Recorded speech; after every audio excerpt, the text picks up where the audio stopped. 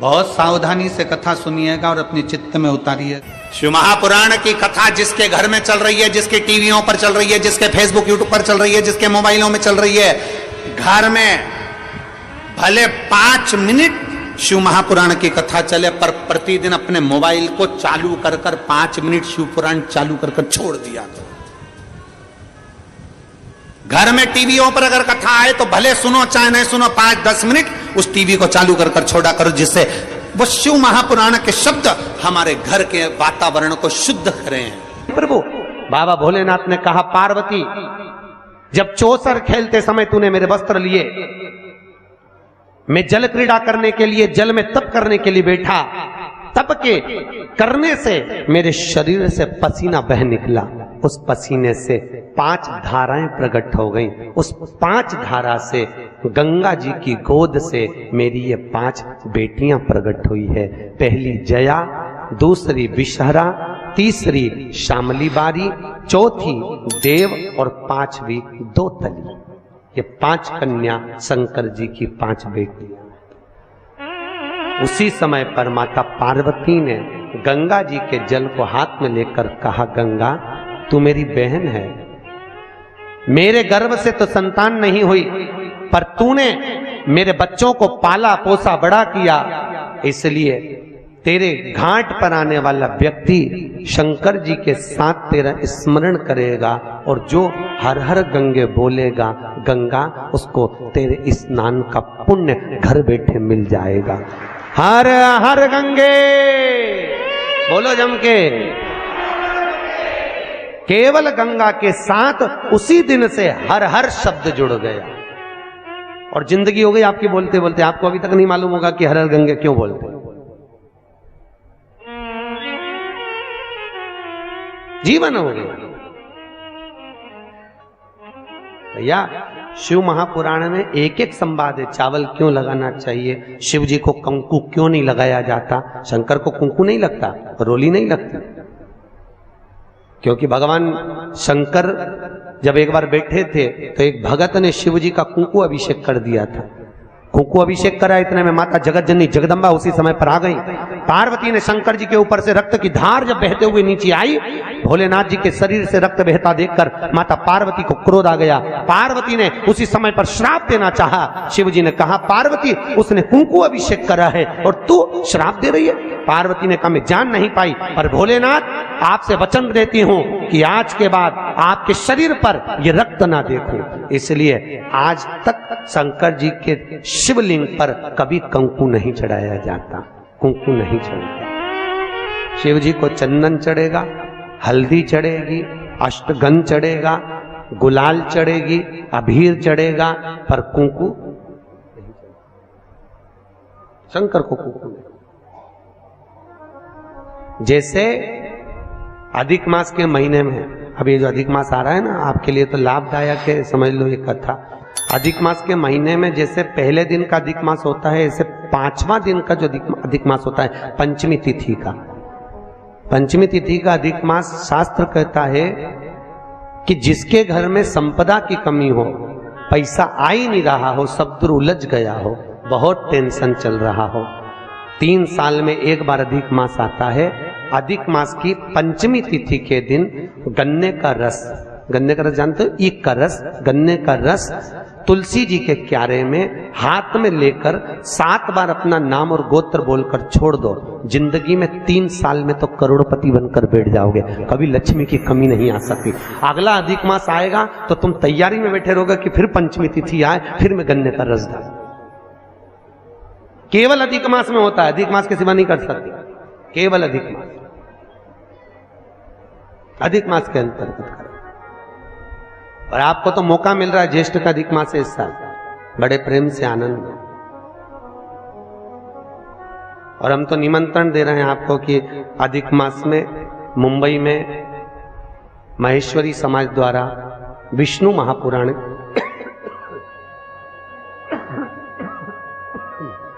विष्णु पुराण की कथा है। और आप सब भी विष्णु महापुराण की कथा में पश्चिम मुंबई महेश्वरी भवन श्रवण करने पधार। विष्णु महापुराण। अधिक मास का महीना भगवान शिव के स्मरण का माह, ठाकुर जी के भजन का महीना, भगवान नारायण के लाड़ लड़ाने का महीना। खूब प्रेम से भजन करो, जितना भजन कर सकते हो उतना, और काउंट कर कर नहीं कि कितना भजन करा है। कई लोग हाथ में वो बटन दबाते रहते हैं, राम राम राम राम, काउंट नहीं करना है, कर लो जितना कर सकते हो। अधिक मास के महीने में जितना पुण्य कमा सकते हो कमाओ। भजन चित्त धरी। आज शिव महापुराण की कथा कहती है, माता पार्वती के सम्मुख में पांचों कन्याओं को देखकर गंगा जी के सम्मुख में जब बात प्रसिद्ध करी, तब माता पार्वती से शिव जी ने कहा, ये मेरी 5 बेटियां हैं। पार्वती जी ने पांचों को गले से लगाया। भगवान भोलेनाथ बोले, पार्वती, ये जल की तरंगों में प्रवाहित होने के कारण इनका शरीर सर्प की आकृति में रहेगा। सर्प की आकृति।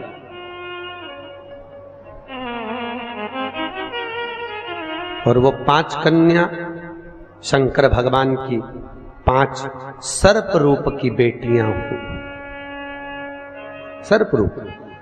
आज भी नाग पंचमी के दिन घर के दरवाजे पर, घर के दोनों ओर, अब इधर पूछते हैं कि नहीं पूछते मालूम नहीं, पर नाग पंचमी के दिन 5 सर्प यहां बनाते हैं। 5 सर्प बनाए जाते हैं। वो शंकर भगवान की 5 बेटियां बनाई जाती है और नाग पंचमी के दिन उनकी पूजन होती है। नाग पंचमी।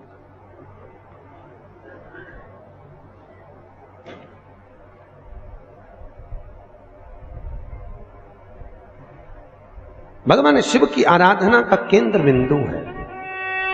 भगवान शिव का सुखमूल स्थापित करने वाली है। भगवान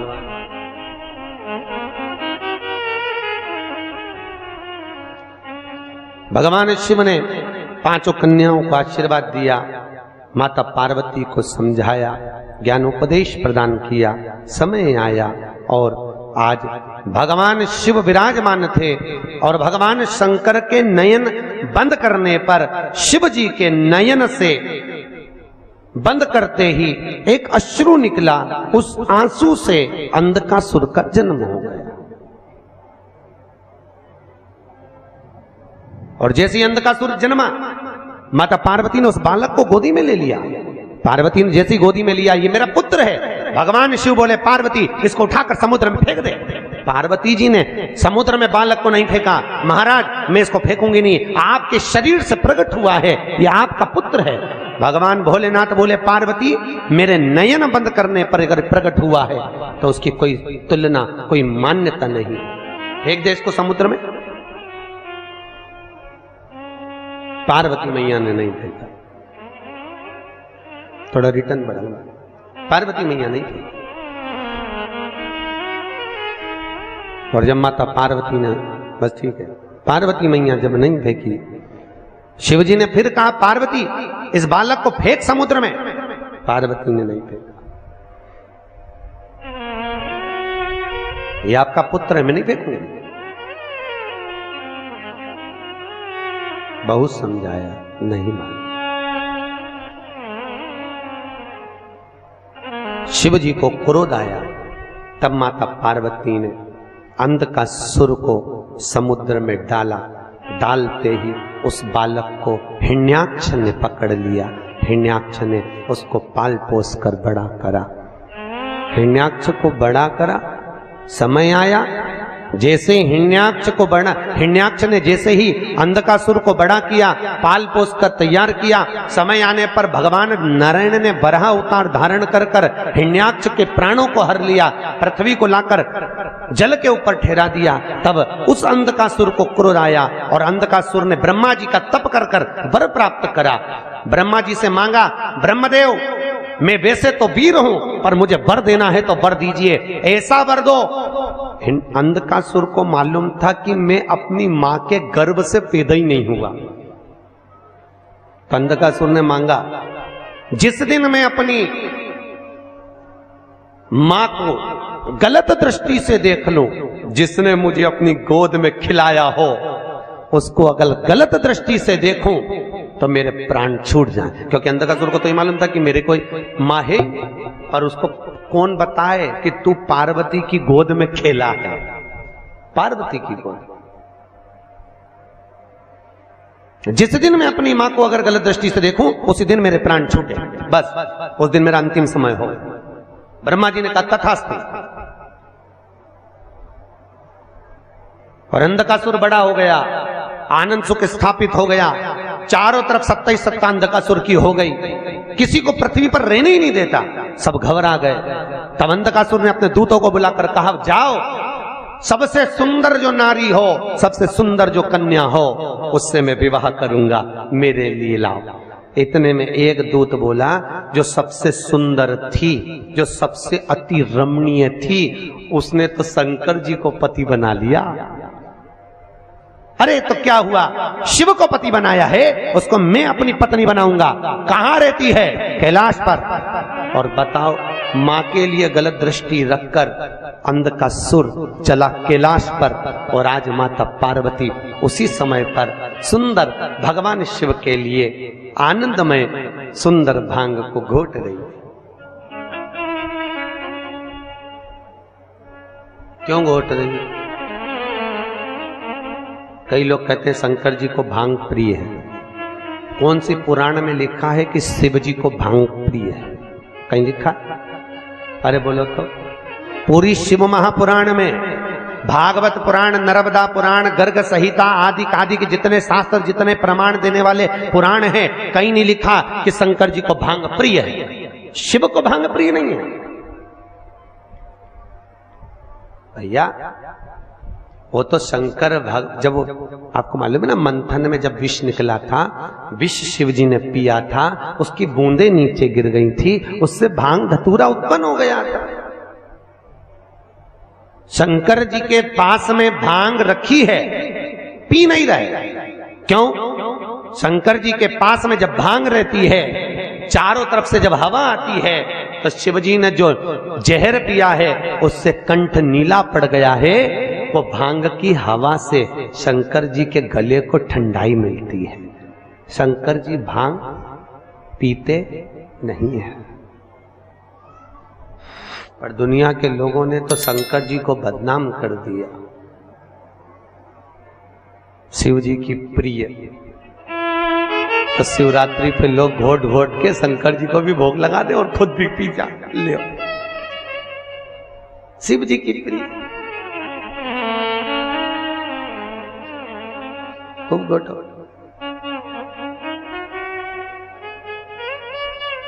प्रियता नहीं। समुद्र मंथन में अमृत किसके हिस्से में आया था? देवताओं। विष किसके हिस्से में आया? अरे बोलो, शंकर भगवान। जो अमृत पिए वो देव, जो विष पिए वो महादेव।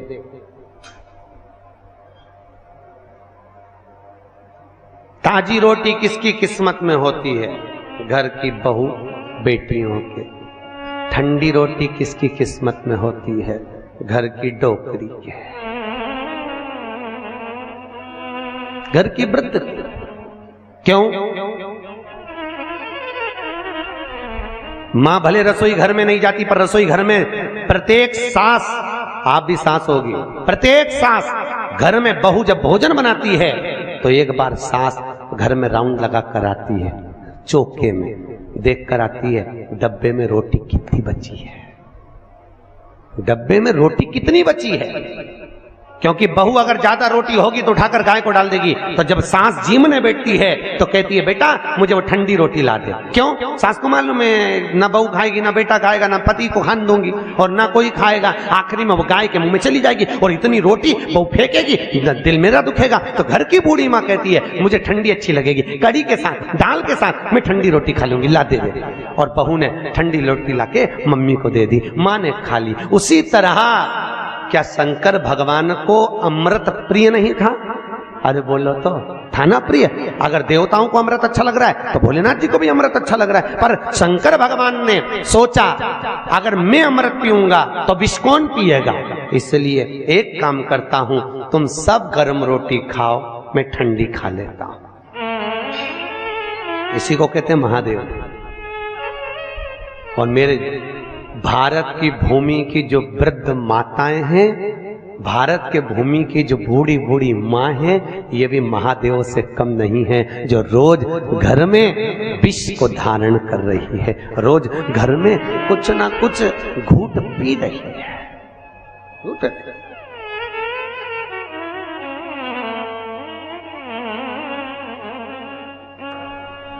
पांच बेटियों का चरित्र यहां वर्णन किया। अंधकासुर मां जगतजननी के सम्मुख में पहुंच गया, माता के सामने।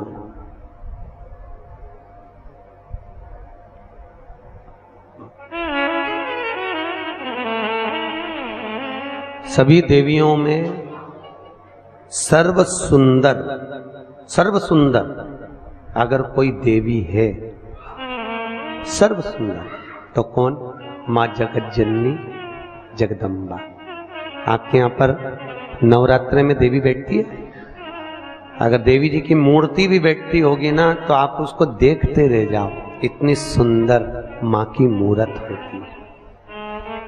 और तेरी प्रतिमा इतनी सुंदर, तू कितनी सुंदर हो। सोचो, मां की मूर्त इतनी सुंदर है तो मां कितनी सुंदर है, कितना सुंदर। जगदम्बा भवानी को देखा, अंधकासुर ने देखकर भवानी मैया के सम्मुख में खड़े होकर कहा, अरे ये ओगड़ी भस्मी रमाने वाला, जटाजूट बांधने वाला, उसको पति बनाकर बैठी हो, मुझे देखो, इतना तो मां से कहना था। और उसी समय भोलेनाथ जी को क्रोध आ गया, क्रोध, शिव को क्रोध आया और बाबा भोलेनाथ ने उसी समय पर अंधकार। ओम श्री शिवाय नमस्ते दर्शकों। आज की कथा में पंडित प्रदीप जी मिश्रा ने रायपुर छत्तीसगढ़ में जो कथा चल रही है उसके दौरान बहुत सारे उपाय बताए और साथ ही जो है शिव पुराण का जो है वाचन किया है। इसके साथ में जो है उन्होंने जो है भगवान शंकर और पार्वती का जो है वाचन यहाँ पर किया है। जो भी चित्र दर्शन उन्होंने किया है वो भी बहुत अच्छी तरीके से किया है। तो अगर आप भी जो है कथा को ध्यान से नहीं सुने हैं तो एक बार और कथा को ध्यान से सुन लीजिए। और अगर आपने कथा को ध्यान से सुन लिया है तो आगे आने वाली कथा को सुनने के लिए प्रतिदिन आपको इस चैनल पर जो है कथाएँ मिलती रहेंगी। जो भी जहाँ का स्थान पर भी जो कथाएँ चल रही है वो जो है आपको इस चैनल के माध्यम से जो है प्रतिदिन 2 भाग में जो है कथा मिलती